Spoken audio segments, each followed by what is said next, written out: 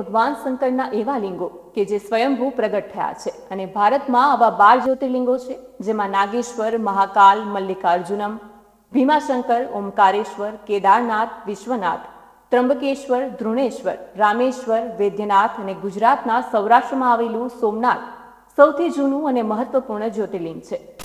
જ્યોતિર્લિંગોની યાત્રામાં સામાન્ય રીતે ગુજરાતના વેરાવળ સ્થિત સોમનાથના પ્રથમ દર્શન કરાય છે. સોમનાથનો ઉલ્લેખ ઋગ્વેદમાં પણ થયો છે. આ મંદિરનો 16 વખત વિનાશ કરાયો હતો. મંદિરની ખ્યાતિથી લલચાઈને લૂંટ તથા ધર્માંતરણ કરવાને ઈરાદે આવેલા અનેક વિનાશકારી આક્રમણકારો સામે સોમનાથનું આ મંદિર અડીખમ રહ્યું છે. જ્યારે મંદિરનો વિનાશ કરવાનો પ્રયત્ન થયો છે, ત્યારે મંદિરને ફરી બાંધવામાં આવ્યું છે.